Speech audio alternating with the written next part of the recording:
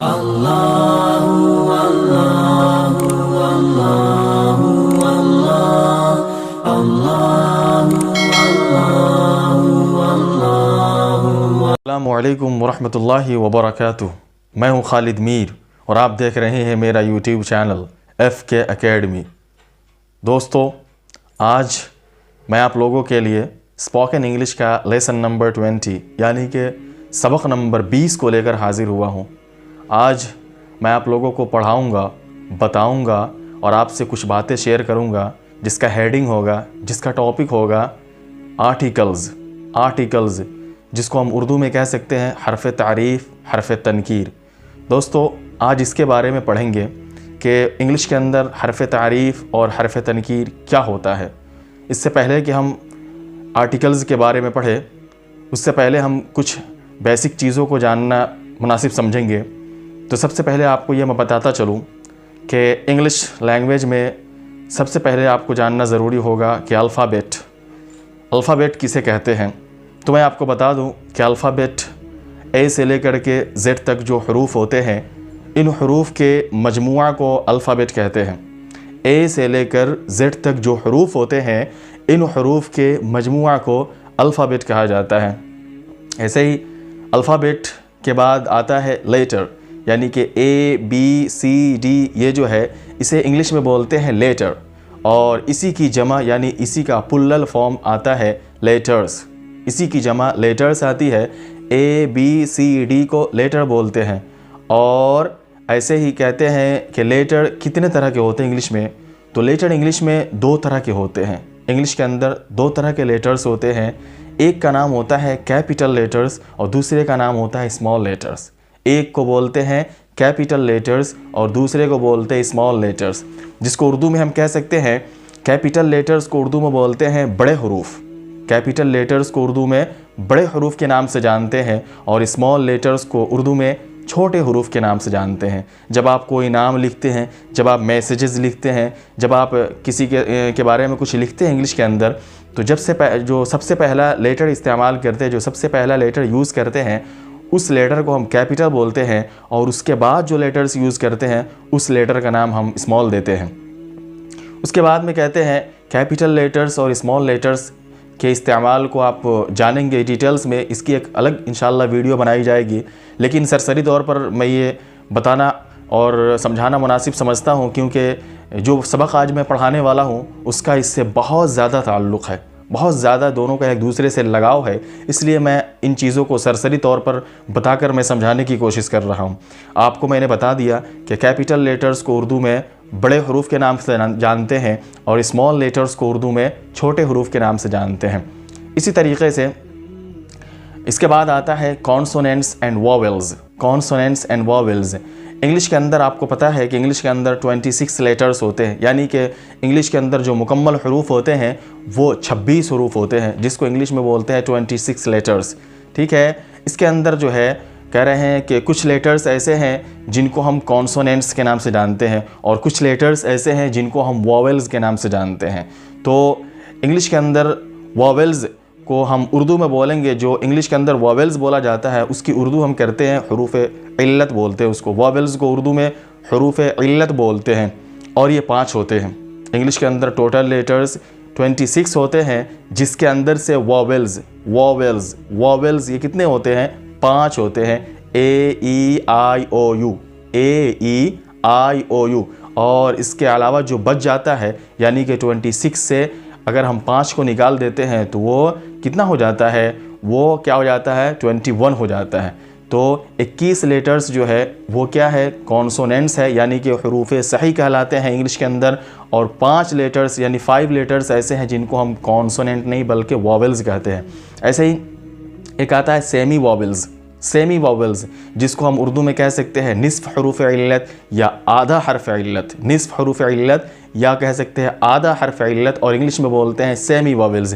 ये W और Y होता है, तो ये जो मैंने आपको अभी सरसरी तौर पर समझाया है कि अल्फ़ाबेट किसे कहते हैं, और ऐसे ही अल्फ़ाबेट के बाद लेटर्स, और लेटर कितने तरह के होते हैं, small, capital letters, small letters, उसके बाद में वॉवेल्स, कॉन्सोनेंट, सेमी वॉवेल्स, ये सरसरी तौर पर मैंने आपको समझा दिया।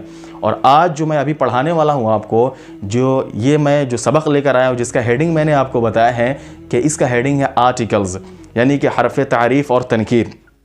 तो मैं बता दूँ कि आर्टिकल्स जो होते हैं इंग्लिश के अंदर वो दो तरह के होते हैं। इंग्लिश के अंदर जो आर्टिकल है वो दो तरह के हैं। क्या क्या है चलिए बोर्ड पर देखकर समझते हैं। तो देखिए यहाँ पे लिखा हुआ है आर्टिकल्स, यहाँ पे लिखा हुआ है आर्टिकल्स, ये देखिए लिखा हुआ आर्टिकल्स, जिसका मीनिंग होता है हरफ तारीफ़ व तनकीर, हरफ तारीफ़ व तनकीर। और मैंने बताया है आपको कि आर्टिकल्स दो तरह के होते हैं, एक होता है डेफिनिट आर्टिकल, एक नंबर पे है डेफिनिट आर्टिकल, ठीक है, और दूसरे नंबर पे है इंडेफिनिट आर्टिकल, दूसरे नंबर पे है इंडेफिनिट आर्टिकल। डेफिनिट आर्टिकल बोलते हैं कि हरफ तारीफ़ को, हरफ तारीफ़ को, यानी कि, और वो क्या होता है, वो सिर्फ द होता है, THE द, कभी द भी पढ़ा जाता है, कभी दी भी पढ़ा जाता है। ये एक मुस्तकिल क्लास है, इंशाल्लाह इसको भी तफसील के साथ समझाया जाएगा कि कहाँ पर द पढ़ते हैं और कहाँ पे दी पढ़ते हैं। लेकिन यहाँ पे इतना समझना है कि डेफिनिट आर्टिकल जो होता है वो द होता है और उसको उर्दू में हम बोलते हैं हरफ तारीफ़। और ऐसे ही दूसरे नंबर पे, यानी दूसरा है वो इंडेफिनिट आर्टिकल है। ये देखिए लिखा हुआ है इंडेफिनिट आर्टिकल, ये क्या होता है, ये ए और ऐन होता है और इसको उर्दू में हम बोलते हैं हरफ तनकीर, हरफ तनकीर। इंडेफिनिट आर्टिकल को हरफ तनकीर और डेफिनिट आर्टिकल को हरफ तारीफ़ बोलते हैं। इंडेफिनिट आर्टिकल ए और ऐन है और डेफिनिट आर्टिकल क्या है, द है। तो चलिए हम इनको जो है मिसालों से समझते हैं, इनको कुछ लिख करके मिसालों से समझने की कोशिश करते हैं। तो एग्जाम्पल देखिए फिर समझ में आ जाएगा। तो पहले मैं क्या करूँगा, पहले मैं आपको जो है वो ए एन का इस्तेमाल बताऊंगा। पहले मैं आपको इंडेफिनिट आर्टिकल बताऊंगा क्योंकि ये बहुत ज़्यादा पेचीदा मसला होता है, ये कॉम्प्लिकेटेड है, इसको समझना समझाना थोड़ा मुश्किल होता है। हम कोशिश करेंगे कि आपको अच्छी तरह से समझा करके मुतमईन कर दे। तो चलिए देखते हैं, पहले हम जो है इंडेफिनिट आर्टिकल के बारे में पढ़ते हैं कि इंडेफिनिट आर्टिकल का इस्तेमाल क्या होता है, कैसे उसको यूज़ करते हैं। उसके बाद में फिर हम डेफिनिट आर्टिकल यानी द का इस्तेमाल पढ़ेंगे और उसको समझेंगे। सबसे पहले मैं आपको बताता चलूँ कि सरसरी तौर पर आप समझ लीजिए कि ए एन का इस्तेमाल जो होता है वो इंग्लिश के अंदर 4 तरीक़े से होता है। यानी कि इंडेफिनिट आर्टिकल जो है ए और एन, इसका इस्तेमाल इंग्लिश के अंदर हम 4 तरीक़े से करते हैं। कितने तरीक़े से करते हैं, 4 तरीक़े से करते हैं। क्या क्या तरीक़ा होता है उसका याद रखें कि नंबर 1 पहला तरीक़ा होता है, यानी पहला जो उसका इस्तेमाल है, पहला जो उसका यूज़ है वो ये है कि ऐसा वर्ड जिसकी स्टार्टिंग जो हो वो कॉन्सोनेंट से हो और उसका साउंड, यानी कि जो वर्ड है उसको जब हम उच्चारण उसका करते हैं, उसका जब हम तलफ़्फ़ुज़ करते हैं तो उसका साउंड भी जो हो वो बिल्कुल ही क्या हो, किसका हो, कॉन्सोनेंट्स का हो, ठीक है। तो उस वक्त में हम क्या करते हैं, उस वर्ड से पहले हम जो है आर्टिकल में से ए का इस्तेमाल करते हैं। किसका माना पैदा करने के लिए, एक का माना पैदा करने के लिए। समझ में आ गया। यहाँ पर जो आर्टिकल का यूज़ करेंगे वो किस लिए करेंगे, किसी चीज़ को नकरा बनाने के लिए, यानी कि एक का मीनिंग पैदा करने के लिए, एक का मीनिंग बतलाने के लिए हम आर्टिकल्स का यूज़ करते हैं, यानी कि ए और एन का यूज़ करते हैं, ठीक है। तो सबसे पहला पॉइंट्स है, मैंने कहा कि 4 पॉइंट्स होते हैं जिसको याद रखना पड़ता है और उसी के हिसाब से आपको लिखना पढ़ना पड़ता है। तो पहला पॉइंट है कि ऐसा वर्ड जिसकी स्टार्टिंग जो हो वो कॉन्सोनेंट्स हो, मैंने आपको कॉन्सोनेंट्स पहले ही समझा दिया है, कॉन्सोनेंट्स हो, और उसका साउंड जब उस वर्ड को हम तलफ़्फ़ुज़ करें, जब उस वर्ड का हम उच्चारण करें, तलफ़्फ़ुज़ करें, तो उसका साउंड भी जो हो वो क्या हो, कॉन्सोनेंट्स का ही साउंड हो। तो ऐसी सूरत में उस वर्ड से पहले हम क्या करेंगे, उस वर्ड से पहले हमेशा हम एक का माना पैदा करने के लिए हम ए का इस्तेमाल करेंगे। किसका इस्तेमाल करेंगे, ए का इस्तेमाल करेंगे। तो चलिए 2-4 मिसालों को हम बोर्ड पर लिख कर समझते हैं। जैसे मैंने कहा एक नंबर पे कि क्या हो, वर्ड हो जिसकी स्टार्टिंग कॉन्सोनेंट्स हो। जैसे देख लीजिए क्या है, बुक, ये एक वर्ड है। मैंने कहा कि ऐसा वर्ड जिसकी स्टार्टिंग जो हो वो क्या हो, कॉन्सोनेंट्स हो। ये देखिए, ये जो है बुक में बी जो है, ये बी से इस वर्ड की स्टार्टिंग हो रही है और ये क्या है, कॉन्सोनेंट्स में से है। 26 लेटर्स होते हैं इंग्लिश में, और उसमें से जो ये बी है, ये बी जो है कॉन्सोनेंट्स है। आपको पता है बी क्या है, कॉन्सोनेंट्स में से है। तो क्या हुआ कि पहला तो ये है कि इसकी स्टार्टिंग यानी इस वर्ड की स्टार्टिंग जो है वो कॉन्सोनेंट से है। दूसरा ये है कि इसका साउंड भी जो है वो क्या है, कॉन्सोनेंट का साउंड है। कैसे, इसका पता हम ऐसे लगाएंगे कि जब भी हम जो है इंग्लिश के अंदर तो इसका पता नहीं चल पाता है, इसका पता हम हिंदी से लगाते हैं। हिंदी के अंदर एक वर्ड आता है, पहले उसको आप समझ लीजिए कि हिंदी है। हिंदी के अंदर जो है जैसे कि आप उर्दू में बोलते हैं हुरूफ इल्लत, हुरूफ सही, ये उर्दू में बोलते हैं, ऐसे ही हिंदी में बोला जाता है स्वर, स्वर व्यंजन, स्वर व्यंजन ये बोला जाता है हिंदी के अंदर, स्वर और व्यंजन बोला जाता है। जिसको आप उर्दू में हुरूफ इल्लत बोलते हैं उसी को हिंदी के अंदर स्वर बोला जाता है, उसी को हिंदी के अंदर स्वर बोला जाता है। और जिसको आप उर्दू में हुरूफ सही बोलते हैं उसी को हिंदी के अंदर व्यंजन बोला जाता है। तो पहले इसको समझिए कि स्वर और व्यंजन क्या होता है। इसको समझने के बाद आप बहुत आसानी से किसी भी वर्ड के आगे AN लगाना सीख लेंगे। तो सबसे पहले देखिए कि हिंदी का जो है स्वर कौन कौन सा वर्ड है। तो देखिए यहाँ मैंने लिखा है स्वर, और वो क्या है, हिंदी का जो है हुरूफ इल्लत यानी कि स्वर, वो अ आ ई ऊ ए ऐ ओ औ अन अ, ये क्या है, स्वर है, यानी कि हिंदी का हुरूफ इल्लत है। और व्यंजन देखिए मैंने लिखा है यहाँ पे, देखिए व्यंजन मैंने लिखा है क ख ग घ, ये जो है ज्ञा तक जो होता है इसको बोलते हैं हिंदी में व्यंजन, यानी कि उर्दू का हुरूफ सही हो गया। तो अब आप जो है कोई भी क्या है वर्ड लिखेंगे, क्या है इंग्लिश का कोई भी वर्ड आप लिखेंगे तो उसको आप हिंदी में लिखिए। जिसके आगे आपको AN लगाना है तो उसको आप क्या करें, हिंदी में लिख करके ट्राई करें शुरू में। और उसके बाद में अगर उस वर्ड को लिखना जो हो रहा है इन लेटर्स, ये जो ऊपर लिखा हुआ है ये वाला लेटर्स, इसमें से किसी भी क्या है लेटर से उस वर्ड की शुरुआत हो रही लिखने में, तो उससे पहले आपको बेला झिझक क्या लगा देना है, AN लगा देना है। क्या लगा देना है, AN लगा देना है। और अगर उस वर्ड की शुरुआत क्या हो रही है लिखने में, ये जो लिखा हुआ है व्यंजन क ख ग घ इससे हो रही है, तो आपको बिला झिझक क्या लगा देना है, उस वर्ड से पहले A लगा देना है। क्या लगा देना है, A लगा देना है। ठीक है, समझ में आ गया। तो कायदा ये रहा, ये मैंने इसलिए समझाया, कायदा ये रहा कि हिंदी का जो स्वर है अ आ ई ऊ ए ऐ ओ औ अन अ, ये क्या है, हिंदी का स्वर यानी कि उर्दू का हुरूफ इल्लत। और क ख ग घ ये क्या है, ये हिंदी का व्यंजन यानी उर्दू का हुरूफ सही। अब आप जो है किसी भी वर्ड को लिखेंगे, लिखने के बाद आप जो है उसको हिंदी में लिखने की कोशिश करेंगे। अगर आपको अंदाज़ा नहीं हो पा रहा है कि इससे पहले A लगाना है, इससे पहले N लगाना है, क्या लगाना है, आपको बिल्कुल भी अंदाज़ा नहीं हो रहा है, तो आप उसको हिंदी में लिखने की कोशिश करें। और हिंदी में जैसे आप उसको लिखेंगे, अगर उस वर्ड की शुरुआत क्या है हिंदी के स्वर से हो रही है, उस वर्ड की शुरुआत हिंदी के स्वर यानी हिंदी के अंदर जो स्वर का लेटर है उससे हो रही है, तो आप समझ लीजिए कि उससे पहले आपको हर हाल में क्या है AN में से AN का इस्तेमाल करना है। और अगर उस वर्ड की शुरुआत हिंदी के व्यंजन से हो रही यानी क ख ग घ से ज्ञा तक जो है इसमें से किसी लेटर से हो रही है, तो उससे पहले आपको हमेशा AN में से A का इस्तेमाल करना है, एक का माना पैदा करने के लिए। जैसे मैं आपको एक दो मिसाल दे करके समझाऊंगा आखिर में। तो पहले मैं आपको वो चारों शक्ल बता देता हूँ, जहाँ पर जो है जो शक्लें हैं जिसके ज़रिए हम जो है AN को लगा करके जुमले को बनाते हैं या सेंटेंस को समझते हैं या इस तरीके से वर्ड के आगे जो लगाते हैं, उसकी चार शक्लें हैं। तो सबसे पहली शक्ल ये है कि ऐसा वर्ड जिसकी स्टार्टिंग जो हो वो क्या हो, कॉन्सोनेंट से हो, और ऐसे ही उसका साउंड भी जो हो वो कॉन्सोनेंट्स का साउंड हो। जैसे कि बुक क्या है, बुक, पेन, मोबाइल, जैसे कि ये तीनों मिसाल समझ लीजिए, बुक, पेन, मोबाइल्स, ये सब क्या है, ये सब वर्ड है।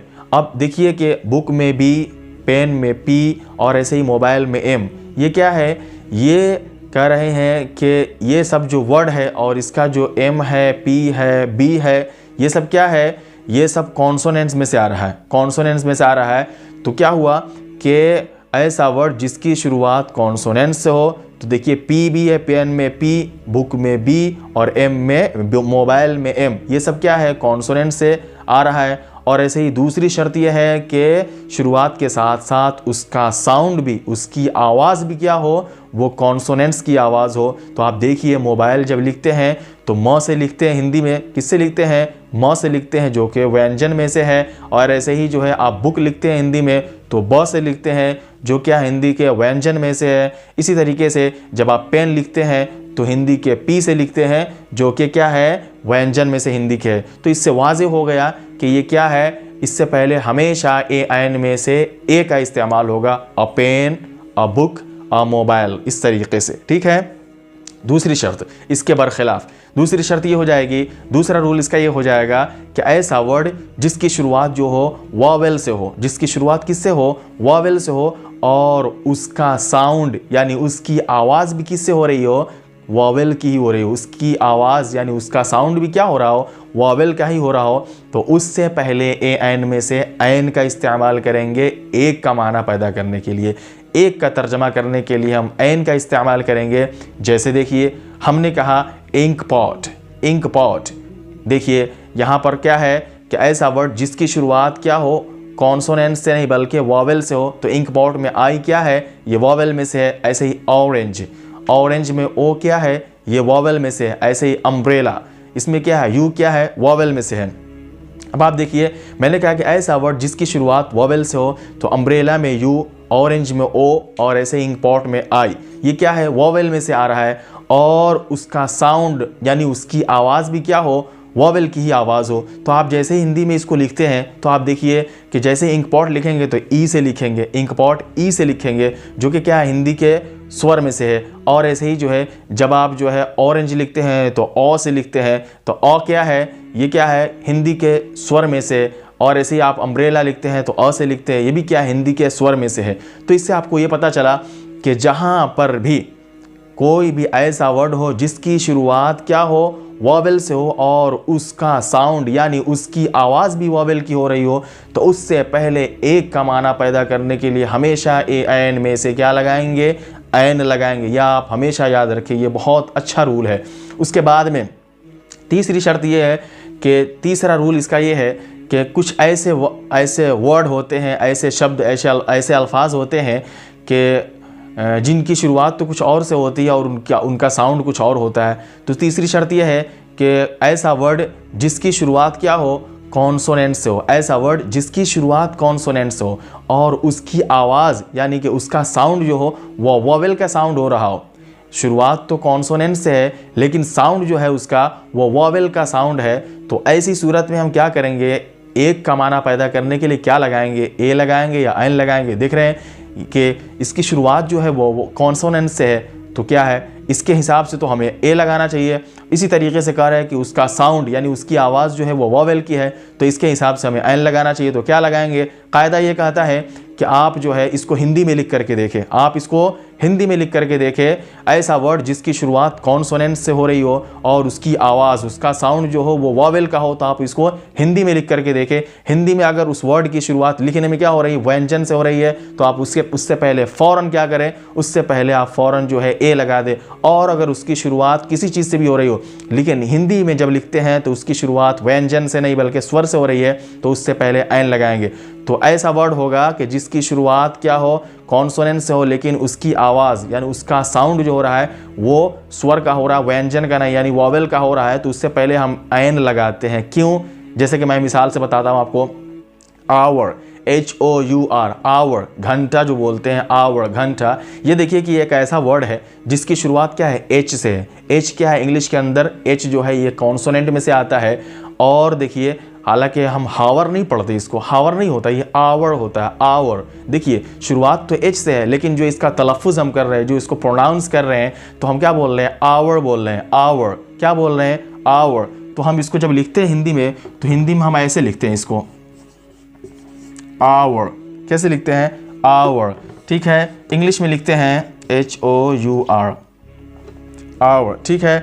अब देखिए कि मैंने कहा कि ऐसा वर्ड जिसकी शुरुआत जो हो किससे हो, कॉन्सोनेंट से हो। तो देखिए आप यहाँ पर इसकी शुरुआत कॉन्सोनेंट से हो रही है, लेकिन क्या है कि उसका साउंड क्या हो रहा हो, ये वॉवेल का साउंड हो रहा हो। तो यहाँ पे देखिए कि हावर नहीं पढ़ते, इसको आवर पढ़ रहे हैं। कैसे पता चला, जब हम इसको हिंदी में लिखें तो देखिए हिंदी में ये जो लिखे हैं तो आवर ऐसे लिखे हैं, और ये जो है ये क्या आ रहा है, हिंदी के स्वर में से आ रहा है। तो लिहाजा हम इससे पहले क्या करेंगे, फ़ौरन बिला सोचे समझे हम इससे पहले क्या लगा देंगे, ऐन लगा देंगे। क्या लगा देंगे, ऐन लगा करके बोलेंगे ऐन आवर। ठीक है, 1 घंटा, ठीक है, एन आवर 1 घंटा। ऐसे ही आप दूसरी मिसाल से समझे कि एक ये हो गया, दूसरी मिसाल से समझ लें कि जैसे कि क्या आप लिखते हैं इंग्लिश के अंदर ऑनेस्ट, एन ऑनेस्ट, ठीक है, लिखते हैं ऑनेस्ट, HONEST, ऑनेस्ट मैन, ठीक है।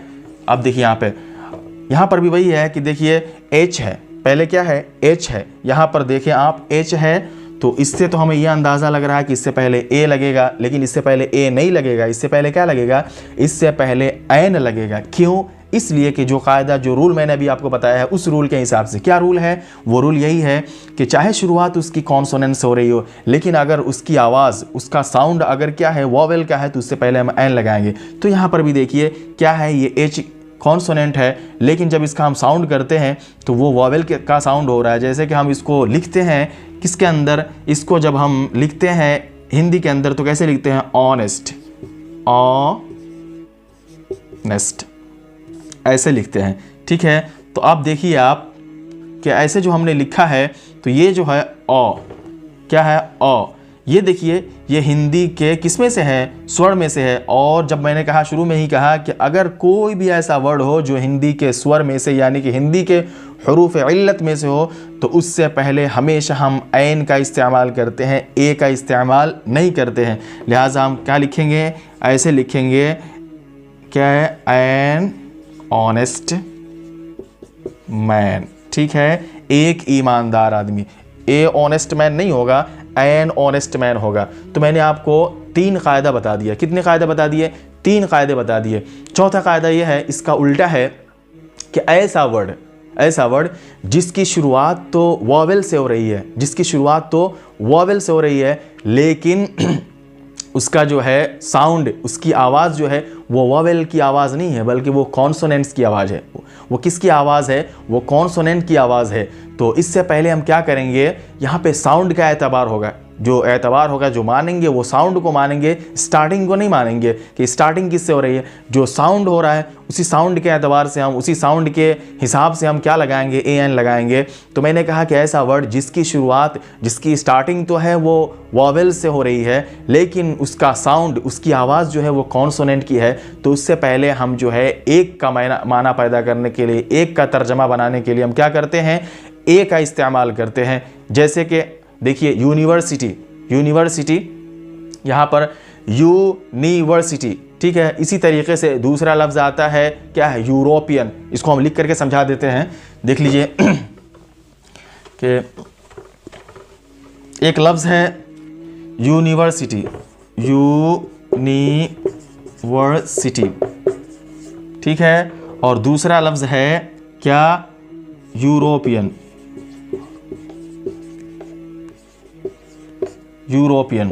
अब देखिए इसको जो हम लिखते हैं हिंदी के अंदर, जो लिखते हैं हम इसको, हिंदी के अंदर इसको यूनिवर्सिटी को ऐसे लिखते हैं,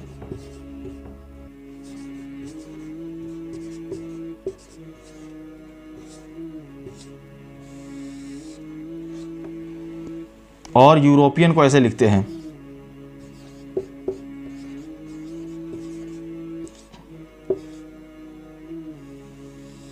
देखिए अब मैं आपको बता देता हूं, देखिए यूनिवर्सिटी जो लिखा हुआ है, आपने ये लिखा, अब इससे पहले आपको क्या लगाना है ये आपको खुद पता करना है। कि यहाँ पे देखिए मैंने कहा है, चौथी शक्ल जो मैंने बताया वो यही बताया है कि ऐसा वर्ड जिसकी शुरुआत तो वॉवेल से हो रही हो। यकीनी बात है, देखिए आप यहाँ पे इसकी शुरुआत वॉवेल से है यहाँ पर भी इसकी शुरुआत वॉवेल से है, लेकिन उसका साउंड यानी उसकी आवाज़ जो हो वो वॉवेल की आवाज़ ना हो, वो क्या हो, कॉन्सोनेंट की आवाज़ हो। ये कैसे? देखिए आप हिंदी में लिख करके अगर अंदाज़ा नहीं हो रहा है तो जब भी आप इसको यूनिवर्सिटी को हिंदी में लिखते हैं तो क्या करते हैं, ऐसे लिखते हैं। यूनिवर्सिटी कैसे लिखते हैं, ऐसे लिखते हैं, और य से इसकी शुरुआत होती है, य से इसकी शुरुआत होती है। और य क्या, य जो है वो हिंदी का क्या है, व्यंजन है या स्वर है। तो आपको पता है कि हिंदी का क्या है, व्यंजन, यानी कि हरूफ सही है। लिहाजा इससे पहले हम क्या है, बेला खौफ व ख़तर और बग़ैर किसी इश्काल के हम इससे पहले ए लगा देंगे, अ यूनिवर्सिटी। क्या करेंगे, अ यूनिवर्सिटी बोलेंगे। ऐसे ही यूरोपियन, यहाँ पर भी देखिए कि ये जो है ई, ये क्या है, वॉवेल में से है, और इसकी इस वर्ड की शुरुआत वोवेल से हो रही है, लेकिन जब इसका हम साउंड करते हैं, इसकी जब आवाज़ निकालते हैं तो इसकी आवाज़ वोवेल की ना निकल करके इसकी आवाज़ कॉन्सोनेंट्स की निकलती है। कैसे? इसलिए कि जब हम इसको अंदाज़ा इसका उस वक्त होता है जब हम इसको हिंदी में लिखते हैं। तो हिंदी में लिखने के बाद देखिए यूरोपियन कैसे लिखा मैंने, और ये यूरोपियन में य से मैंने इसकी शुरुआत की, और य कहाँ का है, ये स्वर और व्यंजन में से किससे आता है, ये व्यंजन से आता है, जो कि हुरूफ सही में जिसका एतबार होता है। लिहाजा इससे पता चला कि आप जब भी क्या है यूरोपियन लिखेंगे तो उससे पहले हमेशा आप ए का इस्तेमाल करेंगे, ऐन का इस्तेमाल नहीं करेंगे, क्योंकि हिंदी के क़ायदे से आपको समझ में आ गया। मुझे उम्मीद है कि आपको ये चारों तरीक़ा समझ में आ गया होगा, और इसी अंदाज से इन्हीं चारों तरीक़ों के हिसाब से, इन्हीं ट्रिक्स से जो मैंने आपको हिंदी में समझाने की कोशिश किया है, इसके एतबार से आप जो है किसी भी वर्ड के पहले अगर आपको शंका है, अगर आपको सस्पिशन है, अगर आपको क्या है शक हो रहा है कि पता नहीं इससे पहले ए लगाएंगे, इससे पहले एन लगाएंगे, क्या लगाएंगे मुझे पता नहीं चल पा रहा है, तो आप फ़ौरन उसको छोड़ करके आप हिंदी लैंग्वेज की तरफ रुजू कीजिए, हिंदी लैंग्वेज को लिखने की कोशिश कीजिए, और उसके हिसाब से देखिए कि उसका साउंड क्या है और उसको कैसे लिखते हैं, और जिस हिसाब से लिखेंगे। लेकिन इतनी बात आप याद रखें कि हिंदी का स्वर क्या है, हिंदी का व्यंजन क्या है। अगर आपको ये याद है तो आप कभी भी इंग्लिश ज़बान में, इंग्लिश भाषा में आप जो है ए एन किसी वर्ड से पहले लगाने में आपको परेशानी नहीं होगी। समझ में आ गया? तो ये था डेफिनिट आर्टिकल के अलावा इंडेफिनिट आर्टिकल। मतलब ये है कि ये जो मैंने बताया है वो जो है इंडेफिनिट आर्टिकल के बारे में बताया है, ये तफसील। अब जो है मैं आपको बताता हूँ डेफिनिट आर्टिकल। अब मैं आपको बताऊंगा डेफिनिट आर्टिकल के डेफिनिट आर्टिकल क्या होता है। तो मैंने कहा कि डेफिनिट आर्टिकल जो है ये हरफ तारीफ़ होता है, यानी किसी भी चीज़ को मारफा बनाने के लिए डेफिनिट आर्टिकल यानी द का इस्तेमाल करते हैं। ठीक है, तो उसके आपको मैं बताता चलूँ, सबसे पहले ये बता दूँ कि द जो है, द का इस्तेमाल बहुत वसी है, इसके इस्तेमाल का दायरा बहुत वसी है। इसको चाहे जितना आप पढ़ ले, लेकिन इसका दायरा ख़त्म नहीं होगा। आप जितना चाहे पढ़ ले, आपके अंदर इश्काल बाकी रह जाएगा। बहुत सारी किताबें भरी पड़ी है द के इस्तेमाल से, लेकिन मुख्तसरन आपको समझा दिया जाता है। हर बच्चों को ये कह करके समझा दिया जाता है कि आप जो है ख़ुद से मेहनत करें, ख़ुद से जो है किताबों को पढ़े लिखें और समझने की कोशिश करें कि द का इस्तेमाल कितने हैं, द के इस्तेमालात कितने हैं। आपको जो मुनासिब समझ में आता है, जो भी आपकी ज़रूरत की चीज़ें आप वहाँ से लेकर के याद करें और फिर उसको इस्तेमाल करने की कोशिश करें। इसका जो है दायरा बहुत वसी है। तो मैं भी जो है अपने हिसाब से, अपनी क्या है इल्म के एतबार से, जो है अपनी समझ के एतबार से मैंने भी कुछ इस्तेमालात द के आपको बताने की कोशिश किया है। आप गौर कीजिए और इसको जो है याद करने की कोशिश कीजिए कि द का इस्तेमाल कहाँ कहाँ होता है। जो मोटी मोटी जगह है वो मैं आपको बताता हूँ, ताकि आप भी जो है द के इस्तेमाल में गलती ना करें और हमेशा जो है इस तरह की गलती यानी बॉडी गलती से आप महफूज रहें। तो सबसे पहले जो मैं बता दूँ कि द का इस्तेमाल जो होता है किसी नकरा चीज़ को मारफा बनाने के लिए होता है, किसी नकरा चीज़ को मारफा बनाने के लिए होता है। जैसे कि आपको मैं बताता हूँ, ये द है। एक मिसाल है, दिस इज़ अ बुक। ठीक है, ये एक मिसाल है, दिस इज़ अ बुक। और दूसरी मिसाल है, दिस इज़ द बुक। क्या है? This is the book.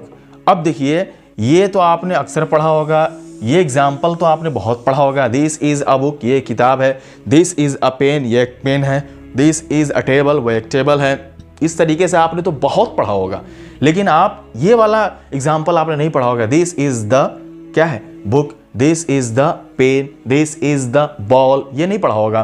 तो ये जो है ना, ऊपर वाला जो एग्जाम्पल है, मिसाल है, ऊपर वाली जो मिसाल है दिस इज़ अ बुक, इसका मीनिंग होता है ये एक किताब है, ये एक कलम है, ये एक बल्ब है, ये एक मोबाइल है। इस तरीके से इसका तर्जमा करते हैं।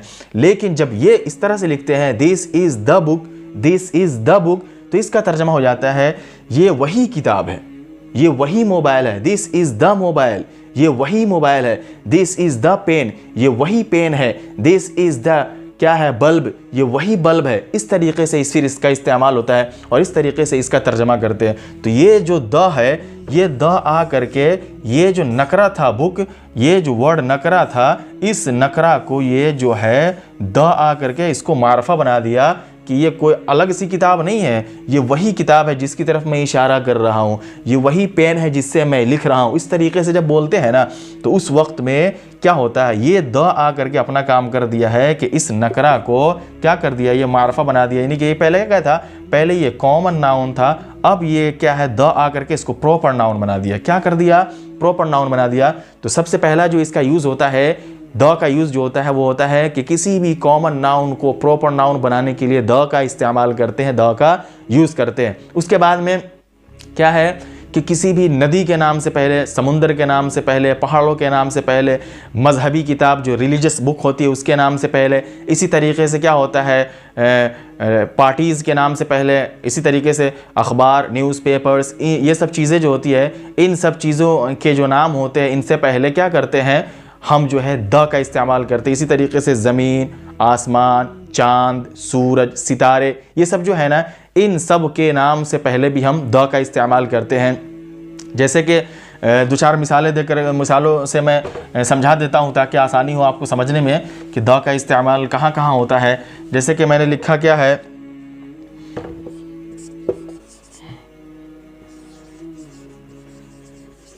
द गंगा, क्या लिखा, द गंगा, यानी कि किसी भी नदी के नाम से पहले। इसी तरीके से पहाड़ों के नाम से पहले द हिमालय, ठीक है। इसी तरीके से मजहबी किताबों के नाम से पहले, तो जैसे द कुरान, ठीक है, द गीता, ठीक है। इसी तरीके से न्यूज़पेपर के नाम से पहले तो आप कह सकते हैं द टाइम्स ऑफ इंडिया, ये हिंदुस्तान का बहुत मशहूर न्यूज़पेपर है। इसी तरीके से क्या करते हैं कि आप बोलते हैं द सन, ठीक है, आप बोलते हैं द मून, यानी कि चांद, सूरज। इसी तरीके से आप बोलते हैं द स्टार्स, ठीक है, आप बोलते हैं द अर्थ, ठीक है। इसी तरीके से आप बोलते हैं द मुस्लिम्स, ठीक है, आप बोलते हैं द हिंदूज।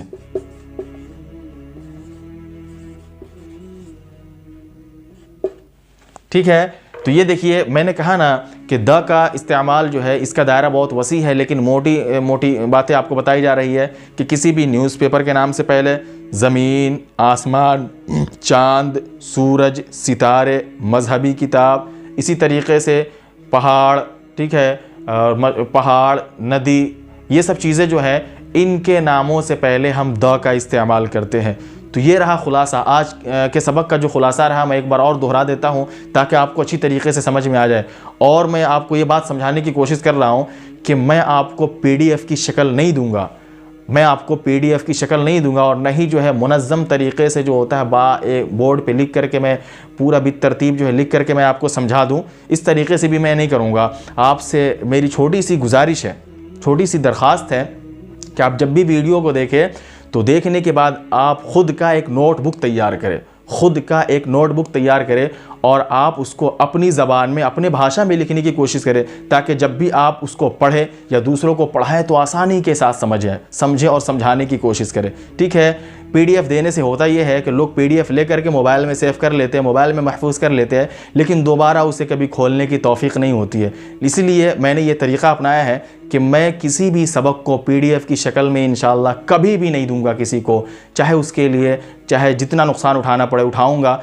इसलिए मैं आप सभी साथियों से और दोस्तों से यही दरख्वास्त करता हूं कि आप जो है अपना ख़ुद का नोटबुक तैयार करें और उसमें अपने भाषा में, अपनी ज़बान में लिखने की कोशिश करें।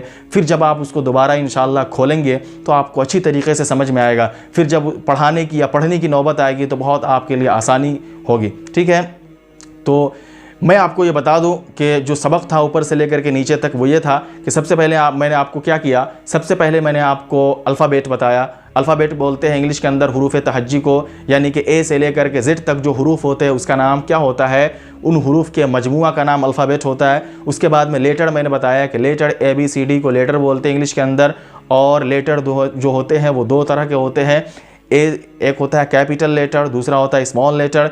इंग्लिश के अंदर कैपिटल लेटर को उर्दू के अंदर क्या बोलते हैं, उर्दू के अंदर बड़े हरूफ के नाम से जानते हैं और स्मॉल लेटर्स को छोटे हरूफ के नाम से जानते हैं। उसके बाद मैंने आपको जो है साउंड के एतबार से बताया कि उसकी दो किस्में, आवाज़ के एतबार से। एक है क्या है कि कॉन्सोनेंट और दूसरा क्या है, दूसरा है वॉवेल्स। इंग्लिश के अंदर जो है टोटल लेटर्स क्या होते हैं 26 होते हैं। उसके अंदर से क्या होता है 5 वॉवेल्स हो जाता है। ए ई आई ओ यू को वॉवेल बोलते हैं और क्या है बाकी जो 21 बच गए उसको क्या बोलते हैं, उसको कॉन्सोनेंट्स बोलते हैं।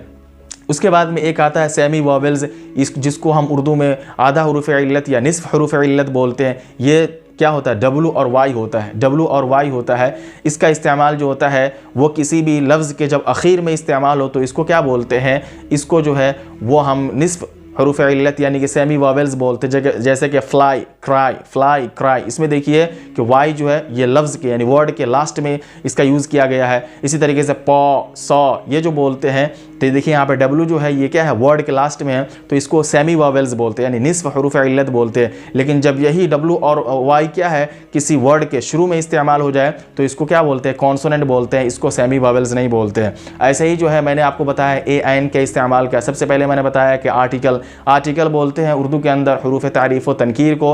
आर्टिकल जो है वो दो तरह के होते हैं, एक होता है द और दूसरा होता है ए एन। ठीक है, यानी कि इसका नाम होता है, एक होता है डेफिनिट आर्टिकल, दूसरा होता है इंडेफिनिट आर्टिकल। डेफिनिट आर्टिकल जो होता है वो द होता है और इंडेफिनिट आर्टिकल जो होता है वो ए एन होता है। मैंने आपको सरसरी तौर पे समझाया कि इंडेफिनिट आर्टिकल यानी कि ए एन के इस्तेमाल को 4 तरीक़े से ए एन का इस्तेमाल होता है। पहला इस्तेमाल ये है कि ऐसा वर्ड जिसकी शुरुआत क्या हो, जिसकी स्टार्टिंग जो हो वो कॉन्सोनेंट से हो और उसका साउंड भी जो हो वो कॉन्सोनेंट का हो, तो उससे पहले हमेशा जो है हम ए आइन में से ए का इस्तेमाल करते हैं। जैसे कि a book, a pen, a mobile.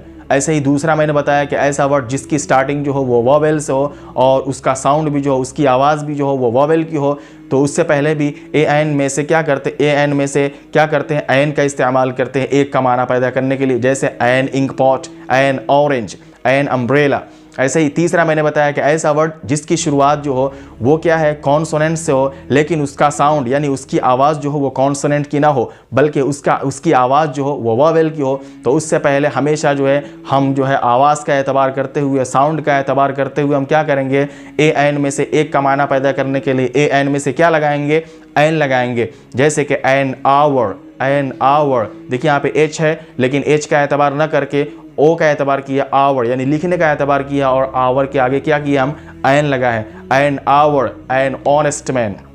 ऐसे ही चौथा जो मैंने रूल बताया कि ऐसा वर्ड जिसकी स्टार्टिंग जो हो वो कॉन्सोनेंट से ना होकर के वॉवेल्स से हो लेकिन उसका साउंड यानी उसकी आवाज़ जो हो वो क्या हो, उसकी आवाज़ जो हो वो कॉन्सोनेंट की हो, तो उससे पहले हमेशा जो है ए एन में से ए का इस्तेमाल करते हैं। जैसे कि मैंने आपको लिख कर बताया कि यूरोपियन, ऐसे ही जो है यूनिवर्सिटी, इसमें जो है ई, यूरोपियन में ई और यूनिवर्सिटी में यू, ये का है कॉन्सोनेंट्स नहीं बल्कि वॉवेल्स में से है। उसके बावजूद इससे पहले हम ए का इस्तेमाल करते हैं। खुलासा के तौर पे मैंने ये बताया कि ए एन के इस्तेमाल को हम कैसे समझेंगे, तो खुलासा के तौर पे मैंने ये बताया कि जिस वर्ड के आगे आपको ए एन लगाने में मुश्किल और दुश्वारी हो रही है तो आप क्या कीजिए, हिंदी का स्वर और व्यंजन याद कर लीजिए। हिंदी का स्वर जो है वो अ आ ई उ ए ओ अन अह है और जो है हिंदी का जो व्यंजन है वो क ख ग घ से लेकर ज्ञ तक है। ये क्या है, इसको आप याद कर लो और इसको पहचान लें कि इसका लिखने का तरीका क्या होता है। उसके बाद में जब भी आपको किसी वर्ड से पहले जो है ए एन के लगाने में आपको परेशानी हो रही है तो आप फ़ौरन उसको हिंदी ज़बान में लिखने की कोशिश करें। अगर उस वर्ड की शुरुआत जो है हिंदी ज़बान के स्वर से है तो आप समझ जाइए कि उससे पहले बिला झिझक जो है वो एन लगेगा, और अगर उस वर्ड की शुरुआत जो है हिंदी ज़बान के व्यंजन से है तो आप बिला खौफ व ख़तर और बग़ैर सोचे समझे जो है उस वर्ड से पहले क्या करेंगे, ए का इस्तेमाल कर लेंगे। आज के लिए इतना ही काफ़ी है। अगली वीडियो में फिर मिलते हैं, जब तक के लिए अल्लाह हाफ़िज़। अस्सलामु अलैकुम व रहमतुल्लाहि व बरकातुहू।